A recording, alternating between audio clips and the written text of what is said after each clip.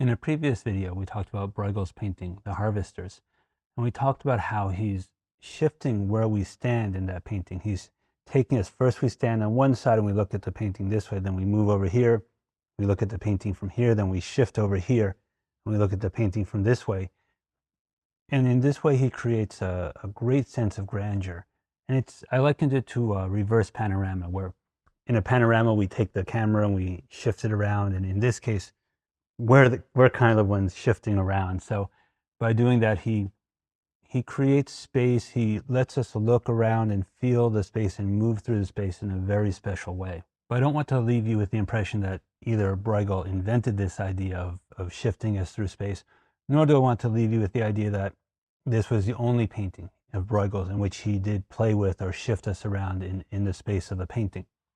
So in this video, we're going to look at a couple of other paintings by Bruegel in which he also shifts space and plays with space in interesting ways. Hi, I'm Robert Nagelus. Let's talk about art. We can see this again in this painting, A Battle in the Bay of Naples.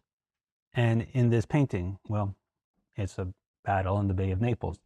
And the sense of space is quite a bit larger than what we might expect in a conventional linear perspective use of space. And I think this was on purpose to give us this sense of grandeur, this sense of large space and the depiction of the space and the breadth of the battle. And we also see it, although a little bit differently, in this painting, Hunters in the Snow by Bruegel. This painting, Hunters in the Snow, is interesting.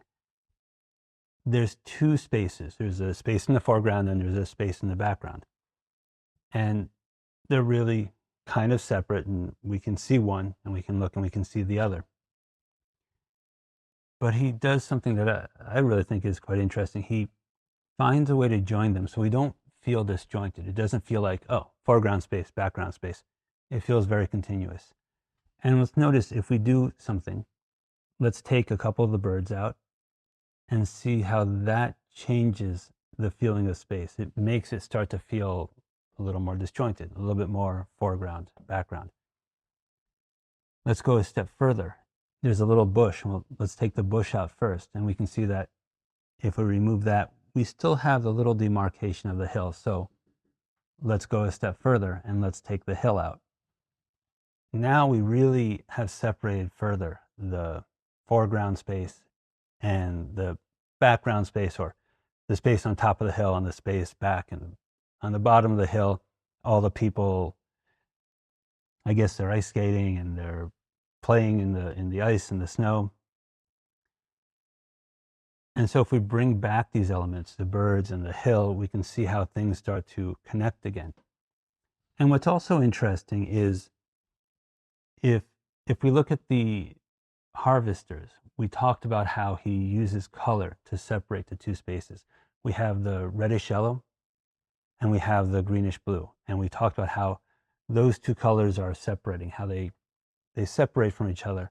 And if we change that green to a more of a yellowish green, they start to join together a little more. If we look at this painting, the Hunters in the Snow, we can see that Bruegel has again used a very simple color scheme. There's not a lot of colors in this. We have a yellowish red, and then we have two greens. We have bluish green and yellowish green. And by using these two greens, he's kind of playing with the space a little bit. We've got a red and a green that kind of join together, and a red and a green that kind of don't join as much. They're not quite as harmonious. And we can see examples of these colors here. We can look at it independently. We can see an example of this yellowish red with this yellowish green, and we can see how they sit very nicely together. And then if we take the bluish green with that yellowish red, we can see how they don't sit together as well. Now this is perhaps a little strange the way I'm talking about these colors, because we usually hear that red and green are complements. Red and green are complements, that's it. So they go together. Well, I tend to not fully agree with our conventional view of complementary colors in a number of issues in color theory. That might be why I wrote my own book on color. My book on color is called Color Movement Theory, and I'll leave a link to that below. But I'm not the only one who has some concerns about color and color theory. In fact, if we look at Joseph Albers, he says that complementary colors are topographically vague. What does that mean? They're topographically vague. It means that the relationship around the color wheel isn't clear. Partially depends on what color wheel we're using. And also, it's not enough to just say, these two colors are complementary colors. There's more going on. Red and green, well, that's a large swath of colors. We need to be more particular about what kind of red, what kind of green. And it's going to be different for each of us as well. We all see colors differently, but we need something that's a little bit more clear. I find that conventional color theory tends to have two large problems. One, it tends to be very rigid, and two, tends to be a bit vague, like this, red and green. It's not very clear, and it's also rather rigid. These are the complementary colors, those are not. Well, for this color wheel, but for that color wheel, it's different. For example, the traditional color wheel is red, yellow, and blue as the three primary colors. Nowadays, people like to talk about CMYK, cyan, magenta, yellow as the primary colors.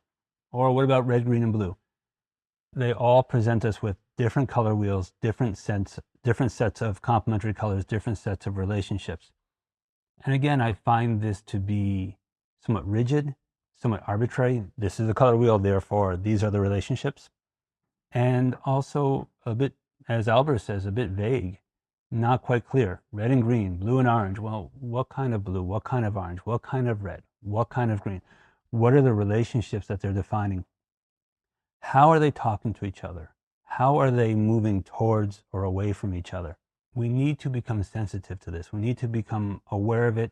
We need to be able to feel it and understand the language of colors. What are these colors saying to each other? How are they communicating to each other? In my view, colors speak through movement. That's why my book is called Color Movement Theory. And it's these movements towards or away that create harmony and tension, that speak, that give rise to these feelings and emotions that we talk about, we feel so greatly through color. And back to this painting, in Bruegel, we can see how he's bringing two kinds of green. So it's different than in the Harvesters, where it was one yellow and one green, a specific relationship. In this one, there's a bit of a push and pull, a bit of a play with this sense of space, this sense of connection and relationship between the red and the two different kinds of greens. Because again, as we look at this painting, there's not a lot of colors, and yet there's a great amount of feeling, there's a great amount of movement. It's a brilliant painting. So we really need to think about how he's able to do that. What are the color relationships? What are the spatial relationships that allow him to create this sense of feeling? I did mention my book, Color Movement Theory, a little bit. Please do take a look at it. It's available on my website. I hope you'll find it interesting and useful. I've had a number of students who have read through the book and really used it very thoroughly. And their progress, their understanding of color has really changed enormously. Their growth, their ability to use color how they want. The book is not about, this is the way you should use color. It's not that kind of book. The book is about understanding the language of color, finding a very simple language to understand it. The language is not complicated. What's hard, what takes time, is developing our ability to feel that, our sensitivity to what the colors are saying, how they're speaking to each other, and then seeing how we can use that and how we want to use that in our own work. And I think the book is applicable to artists as well as non-artists. I've had a number of people who are art lovers but not artists in themselves have bought the book, have read it, and it's really helped them to understand the paintings that they're looking at, how different artists are using color, and how those colors are speaking to us. So I think it's a book that can be applicable to everybody, anybody who's interested in color, at least. And so if you're interested, please do take a look. Like I said, I'll leave a link below, and I appreciate it. I hope you found this interesting. I really enjoy looking at these paintings by Bruegel and other artists.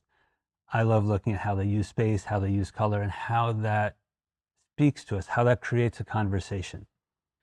Thank you very much for joining me. Please do like and subscribe, and I look forward to seeing you again.